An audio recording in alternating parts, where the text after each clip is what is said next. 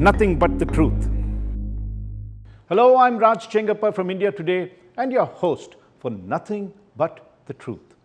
Every week, we will deal with key issues of concern and bring you perspectives and clarity as to why these matter to you and what is the clear truth that emerges.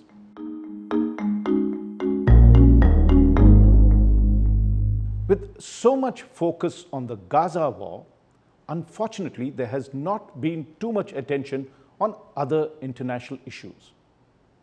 But there is one major development in Pakistan that we all in India should take note of. That was the return of former Pakistan Prime Minister Nawaz Sharif to Lahore on October 21st. He returned with much fanfare and held a massive and impressive rally of his supporters. This was in sharp contrast, mind you, to when Nawaz Sharif left Pakistan in 2019, ostensibly for medical treatment to London, but more to go into self-exile and evade his jail sentences. Sharif had then faced a battery of criminal cases and was convicted in some of them. In one of them, the Supreme Court in 2018, that's the Pakistan Supreme Court, had imposed a lifelong ban on Sharif from contesting elections, and in another case, he was jailed for as many as 10 years. Meanwhile, Sharif's arch rival, Imran Khan, backed by the powerful Pakistan army, had taken over as Prime Minister after forming a coalition government in 2018. Sharif had slipped out of Pakistan, a humiliated and beaten man. His party, the Pakistan Muslim League Nawaz, or PMLN, had been defeated in the National Assembly elections, and apart from him, his family, including his brother Shahbaz and his daughter Maryam, faced a barrage of criminal charges. Many thought that this would be the end of the road for the illustrious Pakistan leader who had served as many as 3 times as Prime Minister of Pakistan. Now the tables are turned. Sharif is back in the reckoning, and Imran Khan is out of power and currently in jail. Now, Nawaz Sharif is now poised to play a decisive political role in Pakistan politics again.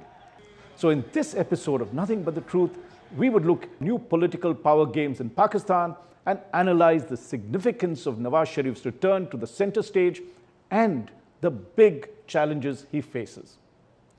First, to place all this in proper context, let me briefly explain the background to the build-up of Nawaz Sharif's return.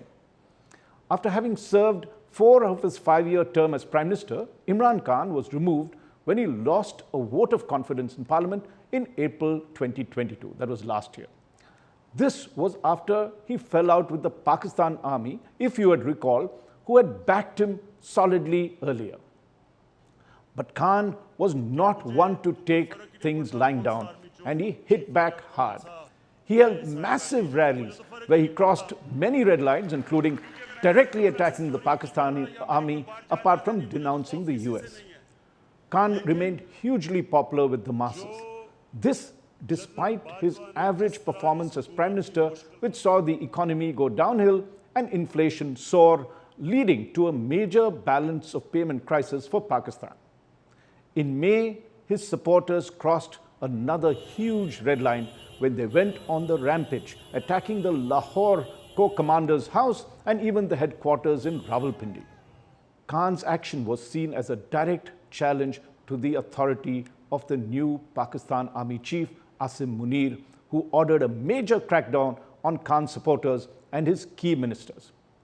The army then worked behind the scenes to dismantle Khan's party, the Pakistan Tehreek-e-Insaf or PTI, either by arresting his top leaders or getting them to split the party and form a new one.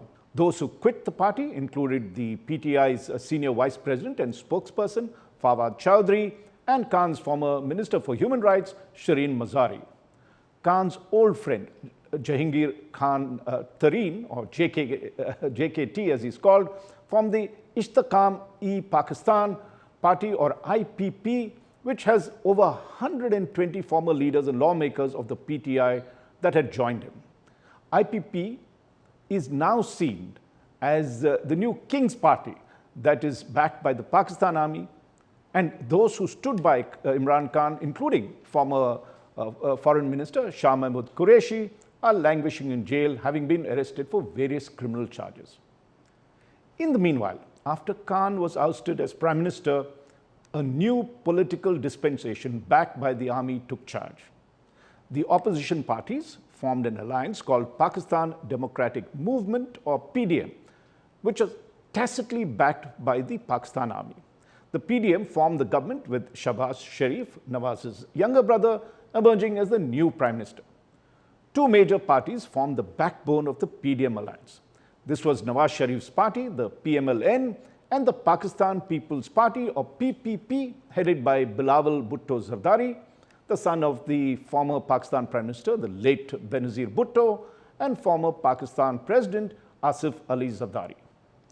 Given the dismal state of the economy, including high inflation, Nawaz Sharif's government found it an uphill task to rule.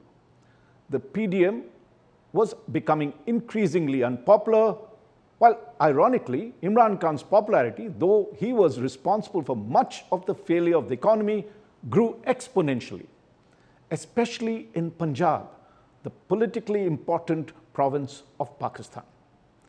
This was when the Pakistan army decided that the only counter to Imran Khan would be Nawaz Sharif. That then began moves by the PDM government to bring Nawaz Sharif back, including passing a new law that would reduce the lifetime ban to 5 years, something Nawaz had already crossed. Meanwhile, with the general election due in November 2023, Nawaz Sharif, as is the norm, resigned this August and dissolved the National Assembly. As stipulated by the Pakistan Constitution, a caretaker government headed by Anwar ul Haq was made interim Prime Minister. But the Election Commission decided that the general election would be held only after the electoral rolls were updated. So the elections, the general elections, are now likely to be held only in February 2024. The delayed election schedule suits the Pakistan army as well as Nawaz Sharif because it gives time for three things I will list. One is to have the criminal convictions against Nawaz Sharif sorted out so that he could campaign in the elections. Second, it will allow time for the ruling dispensation, or the Pakistan army in that case, behind, to nail Imran Khan in the dozen-odd criminal cases he is facing and ensure that he would not be eligible to contest in the general election. The third is the hope that voters would not blame Nawaz Sharif and the PDM Alliance for the poor state of the economy, but believe it was Imran Khan who ran it down in the 4 years he was in power. Nawaz Sharif, in fact, is now the army's trump card. But as India Today's regular contributor, Hassan Zaidi, who's based in Karachi and who's written an article in the latest issue of the magazine, says, the army wants Nawaz Sharif to play the role of kingmaker rather than be the king. One of the reasons is that Sharif has had a history of challenging the Pakistan army's stranglehold over power, and in the process, he has never completed a full term as Prime Minister in all the 3 stints that he had. Just to recall, Sharif's first term, which began in 1990, ended 3 years later in 1993 when he had a fallout with the then president, Ghulam Ishaq Khan, who was backed by the army. Ishaq Khan then called for fresh elections, which Sharif's party lost. Then Nawaz Sharif, in his second term, which began in 1997, became hugely popular and even took on the powerful army and the judiciary. But it was cut short in 1999 after an army coup by General Pervez Musharraf, who was the mastermind of the Kargil War. Sharif was driven to exile in Saudi Arabia and was there from 2000 to 2007, 7 years. Just a little aside, Nawaz Sharif gave me an exclusive interview for India Today magazine when he was in exile in Jeddah, where he told me how General Musharraf had betrayed him and went to war with India. Nawaz Sharif would return only in time for campaign for the general election in 2008. It was during this campaign that Benazir Bhutto was assassinated. Sharif then agreed to tie up with her party, the PPP, led by her husband Zardari, and they formed a coalition government with the Prime Minister being headed by a PPP nominee. Then in 2013, the general election that was held that year, Nawaz Sharif's party, the PMLN, won with a clear majority, and he was appointed Prime Minister for a third time. But in this tenure too, he would again have to give up his prime ministership. It was cut short when he became mired in allegations of corruption. Sharif had by then fallen out with the army, which was backing Imran Khan. It was the so-called Panama Papers leak that was Sharif's undoing. The expose revealed that Sharif's children, daughter Mariam and sons Hassan and Hussein, owned offshore companies that were not mentioned in the family's wealth statement. It was allegedly used to acquire properties like luxury flats in central London to launder money and evade taxes. That was the allegation. In July 2018, that the Supreme Court of Pakistan sentenced Sharif to 10 years in jail and Mariam, his daughter, to 7 years of jail for this case, apart from her husband as well. The Supreme Court also disqualified Sharif for life from holding office in another case. This was the non-disclosure in his nomination papers for elections that as chairman of a Dubai-based company, he was earning 10,000 dirhams between 2006 and 2014. There is also another case which the Accountability Court convicted Sharif for him and gave him a jail sentence for 7 years. Known as the Al-Azizia case, the court found that Sharif couldn't explain how he had set up the Al-Azizia steel mills and hill metal establishment in Saudi Arabia. It was in this case that Sharif was declared a proclaimed absconder when he stayed on in London in 2019, where he had gone for medical treatment. He in fact has other cases too, which the Pakistan Accountability Bureau threatens to open up at any time. So the first major challenge for Nawaz Sharif would be to spend the next few months fending off cases and appealing to various courts to strike down his convictions and jail sentences. The second challenge for Nawaz Sharif is convincing voters that he is still the best man for the job to pull Pakistan out of the economic morass it has fallen into. In his speech at Lahore, Sharif projected himself as the messiah that could sort out the economic issues that Pakistan faced. Though he gave no economic roadmap, he said he would employ what he called out-of-the-box solutions to get the economy back on the rails. Sharif knows that this is going to be a really tough act. Pakistan's foreign exchange reserves are down, forcing the government to impose limits on importers. Inflation is galloping at a rate upwards of 40%, and people are angry about the high cost of living. There's been steep hikes in electricity and gas tariffs, and people falling below the poverty line in Pakistan has risen dramatically. Sharif and his party are hoping that people will blame Imran Khan for them and not the PDM Alliance that had ruled for only 1 year. The third major issue that Nawaz Sharif must deal with is the resentment within his own party that he is promoting his daughter Mariam to succeed him.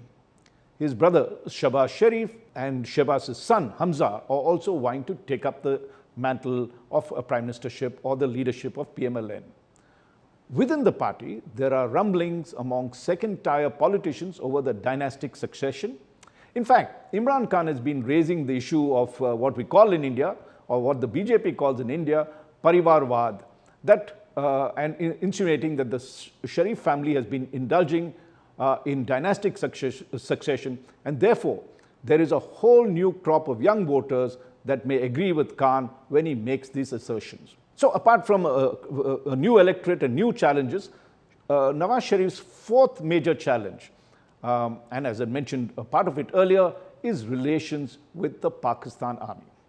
Hassan Zaidi, in his article for India Today magazine, says that despite the current bonhomie, the army is wary that Nawaz Sharif may become all too powerful again.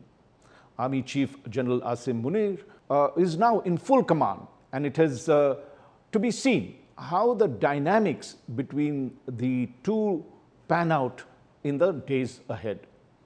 party insiders say, and that is PMLN party insiders say, and they told Hassan Zaidi this, that a message was conveyed to Sharif, Nawaz Sharif, a few months ago to not contest for the prime ministership himself. The message, of course, coming from the establishment or the army, and to keep Maryam out of the running and to leave the field for his brother Shehbaz, who the army feels far more comfortable to deal with.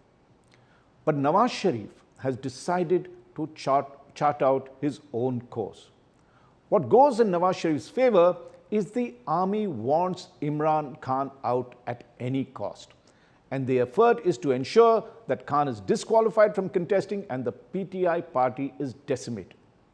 Sharif has made it clear that he would let bygones be bygones, and he said that in his speech in Lahore, and that there would be no effort to seek vengeance against Imran Khan or his detractors or Sharif's detractors in the army. So Pakistan is poised for a new round of political power games with Nawaz Sharif on the comeback trail. Sharif possibly hopes to get a historic fourth term as Prime Minister. But it has to be seen whether Nawaz Sharif can demonstrate the political savvy, the courage and the tenacity that he is known for to achieve this particular ambition. Thank you for listening to this episode of Nothing But the Truth.